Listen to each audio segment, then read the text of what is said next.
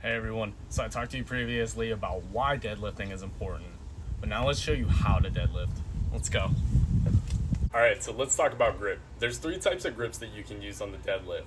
The standard grip, the hook grip, and the alternate grip.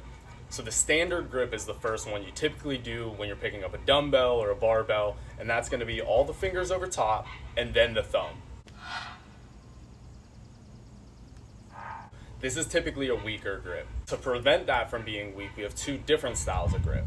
The hook grip, which means what you're going to do is wrap that thumb around the bar first and then clamp the fingers.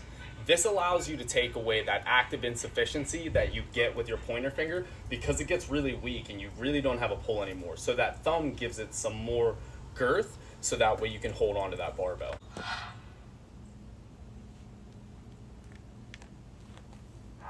The last type of grip is probably your strongest grip, and that's the alternate grip. So that's going to be one hand underneath, one hand over the top, and then you can switch them vice versa. Now, if you do the alternate grip, I highly encourage you to make sure that you balance them out and perform them both ways. So that way you don't develop a dependency only to do it one way. Now that we talked about grip, let's go on to the other stuff. Okay, so now let's start to talk about deadlifting. So my number one rule with deadlifting is if you feel your back round at any point, drop the barbell. It's not worth the risk of injury. And what I mean by rounding your back is this. There you go. Go Matt, go Matt, there you go Matt. Now that we got that covered, let's go over the key components. When I approach the bar, my feet are gonna be about shoulder width apart. My back is gonna stay nice and flat, and I'm gonna hinge from my hips and go get the bar. My knees are gonna bend naturally. So what I don't want to see is you sitting in a squat position. What that's actually going to inhibit is your ability to use your hamstrings, glutes, and erectors. We also call that the posterior chain.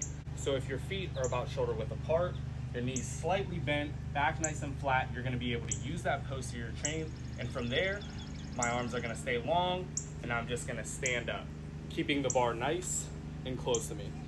And then on the way down, it's the same trajectory. Bar nice and close, back nice and flat, and the bar is returned to the ground. If you're a more experienced deadlifter, you have a little bit of play with this form. Other than that, that's the basics. So go ahead and share it with your friends, and as always, stay fit.